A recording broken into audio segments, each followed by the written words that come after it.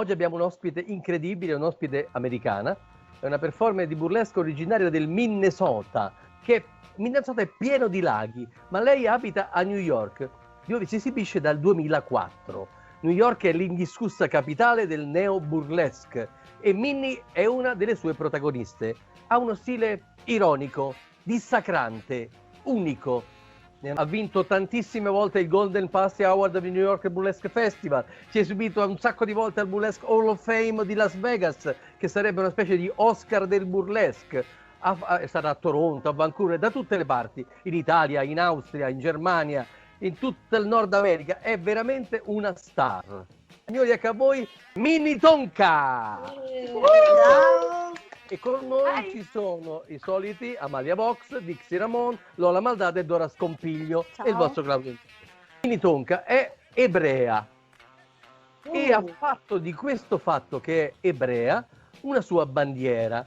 Allora, in America quanto è importante essere di una certa derivazione? Abbiamo avuto Angie Pontani che era italo-americana, lei è ebrea. Lei ha veramente fatto della cultura ebraica, a parte che è laureata in ebraismo, quindi è una persona coltissima in questo settore. E la cultura tradizionale, diciamo, ebrea, ce le fa pensare generalmente molto pelose e poco attraenti. Lei invece è riuscita in qualche maniera a fare una percezione con umorismo e stile, e adesso il burlesque ebraico è di gran moda, tanto che lei ha fondato un duo con Darlinda Just Darlinda e ha un successo strepitoso. Ma come avete fatto? Come fate? I started performing 16 years ago in 2004. But I met my dance partner, Darlinda Just Darlinda, in 2003. We met at a party, at a bar. And it's really our meeting, really, we inspired each other to start doing burlesque. And we started as a duet. And we're both Jewish. So when we started, we really focused on that because it was part of our identity, and we wanted to celebrate that, our culture, and have like fun with it, and just be like, just celebrate our heritage, because both of us were Jewish. So in the beginning, when I was doing solo acts, I was doing a lot of Jewish theme, acts.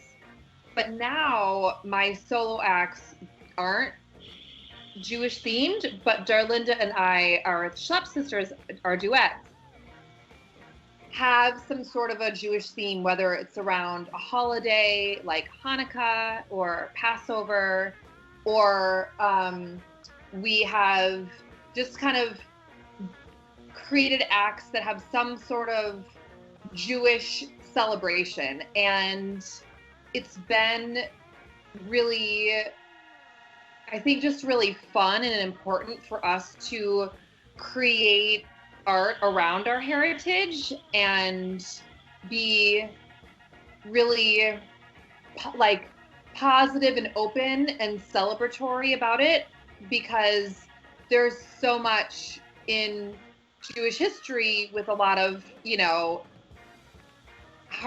death and, the Holocaust, and, so we didn't want to have, we just wanted to celebrate our heritage, and we still do. And so we've more just been, I think people are really supportive. We've gotten a lot of support just being openly identified as Jewish. And we have an annual Hanukkah show called Menorah Hora that this year will be our 14th year doing it. So it's just been, it's my burlesque career started out very heavily focused on Jewish burlesque. And now my solo stuff isn't really Jewish, but the Schlepp Sisters always has that Jewish celebration, that Jewish kind of like twist. Did you have any problem with that, within the Jewish community, getting naked, or maybe did anybody take it in a bad way, the fact that you were, stripping, right? Maybe Did they take it as disrespectful? You know, not that I'm aware of. So, you know, I'm very, in all areas of my life, I've been always very open about being a burlesque performer. I've never hid it. I've never felt ashamed about it. I've been very excited and enthusiastic and proud. And so I'm bringing that positive energy to when people ask what I do and I say that I'm a burlesque performer, I say it with enthusiasm and it's who I am authentically, and I'm proud of it. So when you approach anything, but specifically burlesque, with that excitement and sense of pride, that people are going to receive that energy in a similar way. Whereas, you know, I know people over the years in our community that have to, you know, feel that they have to hide it from their parents or from their job, or, you know, but I think that in no disrespect to them, but I think that in that energy of it, they're insecure about it. So then the people that they might be sharing it with might feel uncomfortable as well. Whereas I just feel very comfortable. So I've had worked in the Jewish community where I've had colleagues and bosses in my old job, like the rabbi came, the cantor came, like, so I've really just been around a lot of love and support from the Jewish community. I think if there were, but also I'm surrounded by very progressive liberal Jews. I think that there's people there, you know, a lot of more conservative Jews who wouldn't come to my show, you know, or who might say something, but I won't know about it.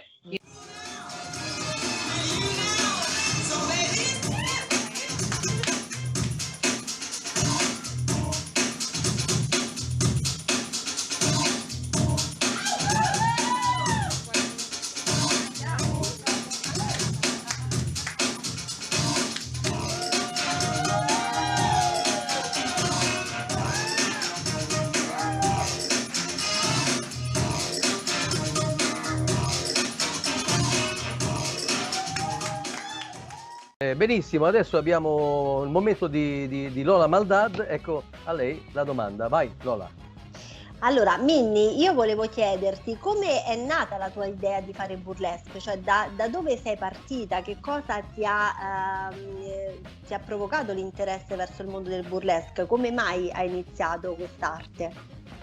Okay, so with my dance partner, Darlinda we met in the fall of 2003, and we met at this bar. We were both kind of drunk, and she was really interested in doing burlesque, and I didn't really know what it was. So we were talking about it, and I was really interested in choreography. I was really interested in costumes and dancing, and I've had, you know, a lot of creative outlets in my life, and I was really, at that point, we were both in New York City, and I was really looking for something personally, like a creative outlet, and so I was really intrigued, but I was very nervous about the striptease. So I liked the costumes, the idea of the costumes, the dancing, the choreography, and performing, but I was really scared to do the striptease. So that's when we decided to form a duet and perform together, because I was too scared to do it alone on stage. So it was really with her. And then our first performance was in February of 2004. And we actually did a reverse strip, because we had like a big, huge suitcases with all these clothes, and we did an act to a traditional wedding, a Jewish wedding song called Hava Nagila. It's like Hava Nagila, Hava Nagila. So we started out with pasties and really big panties, and then we just kept on putting clothes on and putting clothes on, and that was our first performance. It was at a party, and so that's really kind of how it started, and it really she was really felt more comfortable being naked, and I didn't, especially in the beginning. Now I don't care. I can be naked anywhere, anytime. But she was really supportive and patient with me when I was starting out, in terms of like, okay, so then let's put clothes on. Let's do something fun and different, because a reverse strip is not as, people do them, but they're not as common. So that's how we started. It's really because of my dance partner, Darlinda Just Darlinda. I would not be performing if it wasn't for her.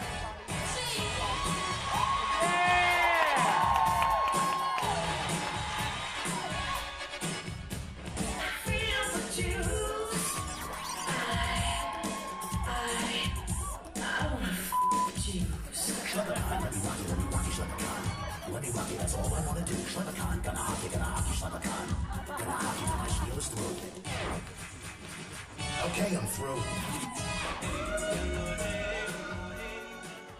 Bene, adesso Amalia Vox. Ciao Minnie, io ti volevo chiedere una domanda un po' più attuale, volevo farti. Secondo te, nella comunità burlesque odierna, quindi di oggi, che cosa non funziona per te? Che cosa si dovrebbe migliorare? I think that, what's not working, at least in New York City and in the United States, is we barely get paid. Yeah. Our pay rate is very low, very, very low as performers. And it's, it depends on the city, but in New York, just for a regular, if you perform at the Slipper Room, which has been around for 20 years, and it's this famous, wonderful, burlesque club, you do 2 acts for $100. So, and then you go and you get tips. But, you're there for hours and hours. So when it comes down to it, you're making $5 an hour or so, like when you think about getting ready and the commute. So I think what's not working is it's not as sustainable. It's very hard to make a living as a burlesque performer.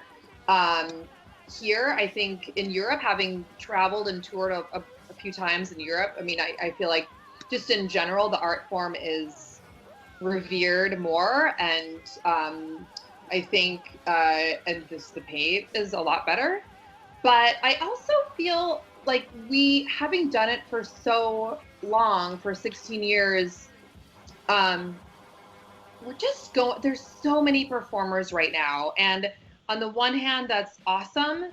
But on the other hand, it's because it's very accessible, but I just feel like there's so many performers who might be better suited to be a producer of a show, or better suited to still be an audience member.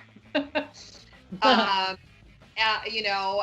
a costume maker instead of being a performer. So the burlesque community, in my experience, is so welcoming that it's allowing anyone and everyone to do it, whether and you have the talent or not, because people will applaud you and support you. So that's kind of, I'm not sure how to fix that, because on the one hand, it's really, it's a beautiful thing to be able to experiment with a creative outlet. But then if we're trying to have this as like a bona fide performance art form, then how do we grow and expand when it's like you can see the top of the top, like amazing burlesque, or you could just, there's absolute crap out there. So I'm not sure what to do about it, but it's the reality. I just think that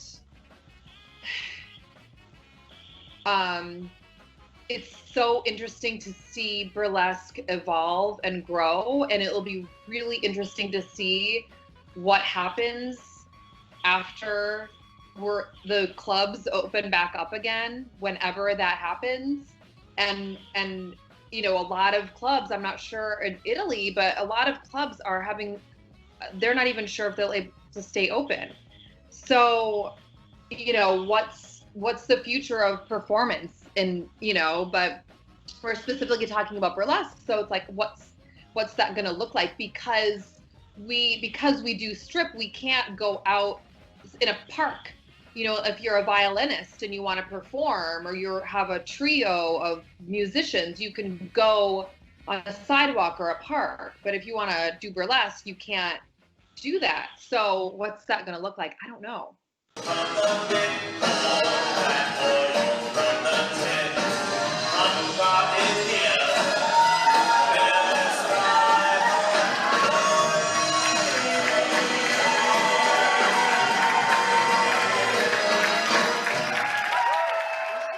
Adesso tocca a Dora Scompiglio, eccola qua, vai.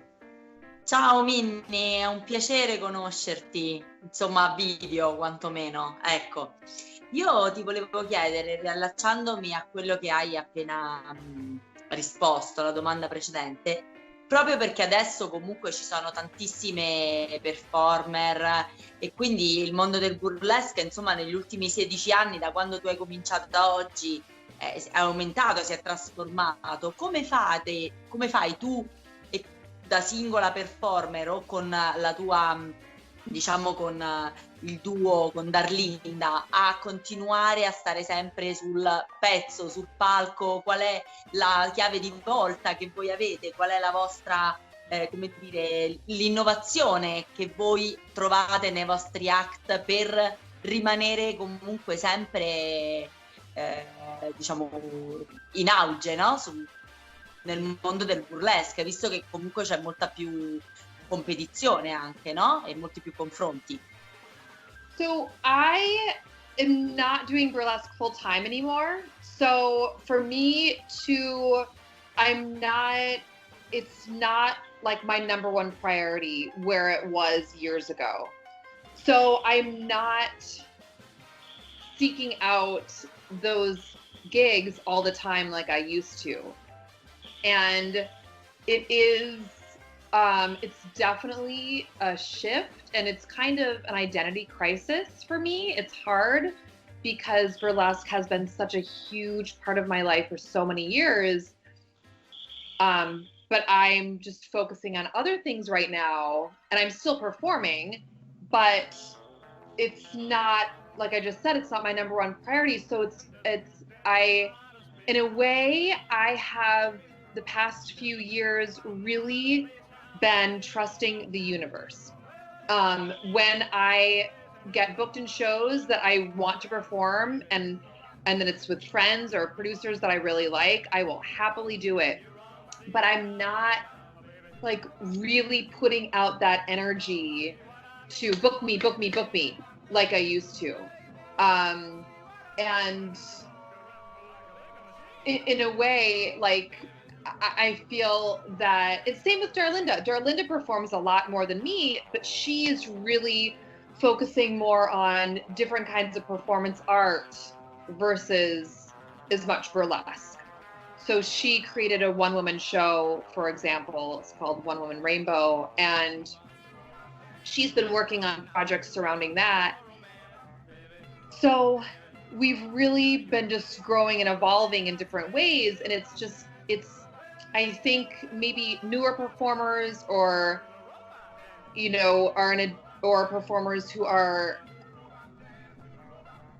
just in a different place and it's still their top priority, they're having to work really hard and they're having to hustle to get gigs, and I am just not interested in that anymore. I love performing, and I believe that I'm a really good performer, and I'm so grateful for all of my opportunities to perform here and abroad and, you know, all over.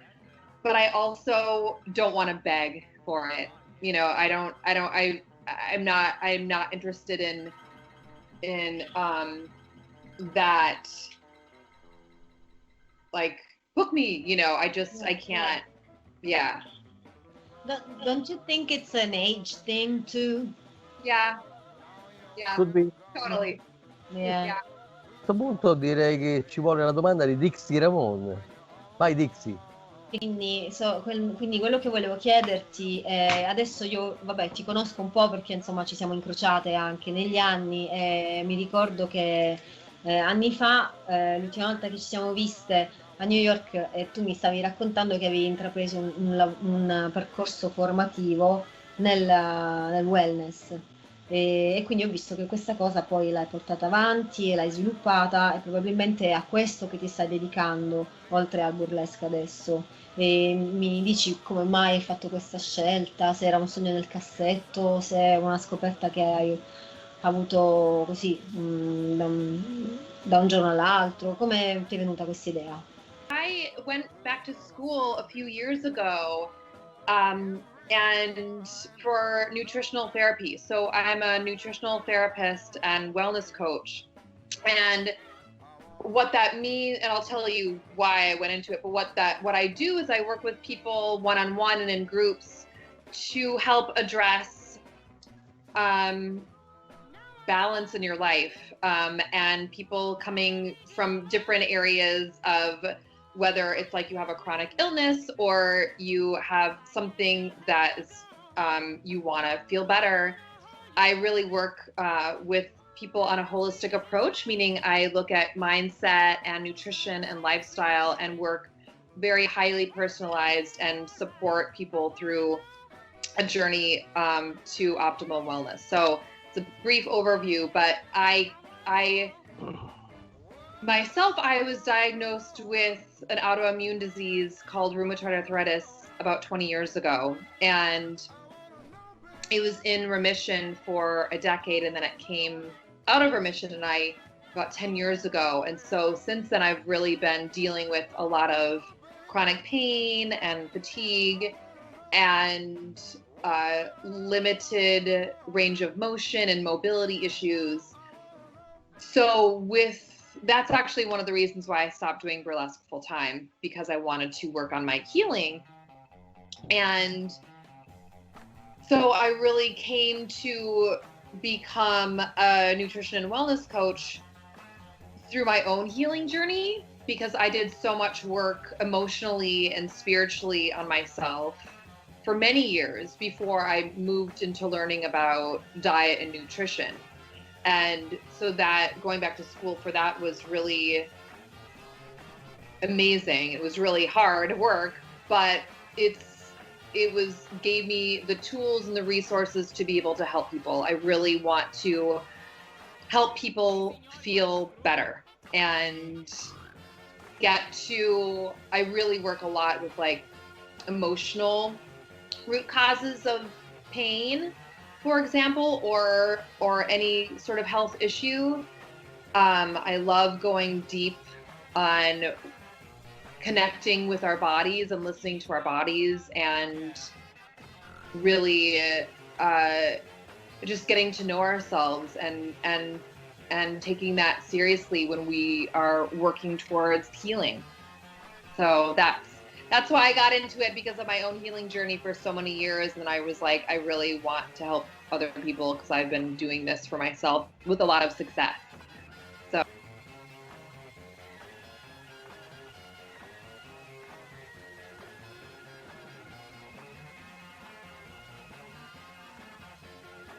Io volevo tanto aggiungere su questa tematica che siamo molto in linea, diciamo un po' per i miei percorsi in parallelo, no? Io sono una naturopata professionista e una istruttrice di Pilates, varie discipline, soprattutto il Pilates, quindi ho una visione olistica e anche io sono per l'autoguarigione, quindi mi ha fatto molto piacere conoscere questo aspetto di sé e approvo pienamente, quindi complimenti, brava.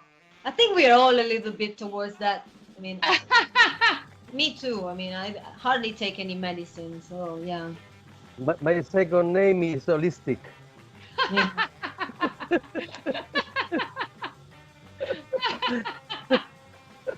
Siamo arrivati quasi alla fine. Noi facciamo sempre delle domande alle nostre ospiti. E una domanda, quella che faccio sempre io, è questa. Tu, Minnie Tonka, hai un letto, vicino al tuo letto c'è un comodino. In questo momento in cui siamo un po' chiusi dentro casa, in questo momento in cui siamo del lockdown, che cosa c'hai sul comodino? I have a box of Kleenex, like tissues. I have a night light. I have a really pretty vase with a bunch of ostrich feathers. I have a I have an alarm clock, and I have I have some books and some paper that I can, not like a journal, but that I could, take notes in, that I've had for years, Amalia Box fa l'ultima domanda, the last question. Minnie, che cosa diresti ai nostri Dummies? Don't do it. Non lo fate. Non lo fate, beh. This is what I would say. No matter what, no matter if you're a performer or not, however you are in the world, it is so important for us to be our true authentic self and learn to feel comfortable with who we are and in our own skin. So I would say for all those dummies out there to really continue to self-reflect and learn about who you are and feel and have the courage and the confidence to just be your true authentic self. Angie said something similar when we asked her this question. Oh. Yes. And so now I'm wondering, do you think that we need to stress how important, being your true self is, because somehow burlesque deprives you of that? I don't think that. I think that there are so many people that express themselves authentically through burlesque, and that comes through the audience can feel that, and the other performers can feel that when you are just being true. However, I do think that there are performers out there who are doing performances that they think that they should be doing, meaning, they have to be just like Dita Von Teese, or they have to be they can only, wear a corset. That's burlesque. You have to wear a corset, or they would do a routine, because their husband would want them to look that way on stage or something like that. So I think that I think it's if you're going to do burlesque, it's an opportunity, because it is so DIY, do it yourself. It can be so just gritty and raw, and it's so you're creating it yourself. I mean, so I just think that there is this opportunity to express yourself, and a lot of people might just be too scared to show who they truly are, and they might be doing it because they like to get dressed up, but that's, and wear a pretty gown, but that's not really who they are. You know what I mean? It's funny because you're getting naked. Yeah. So how you're giving yourself up to the audience. But even though you're getting naked, there's always a way to disguise yourself, to hide. Yeah, totally. So it's more than just getting naked. It is, for me, it's so much about sharing your authentic self and sharing your energy with the audience and making that connection. Yeah. And because people feel it when you're being true. People read the energy, read your energy from the stage. It's very, people know when you're expressing yourself in a very true way versus just kind of doing an act for fun, or whatever, which it can be, but I just think it can be more I would like burlesque to not be superficial, because I think it can be so deep. Siamo giunti alla conclusione, quindi salutiamo Amalia Vox, Dixie Ramon, Lola Maldata, Della Sconfitta Ciao. e Ciao. salutiamo soprattutto Minnie Tonka che 7 anni fa a maggio era a Roma e adesso speriamo che torni presto da noi. Ecco qua. Minnie Tonka, come back to Rome. Oh my God!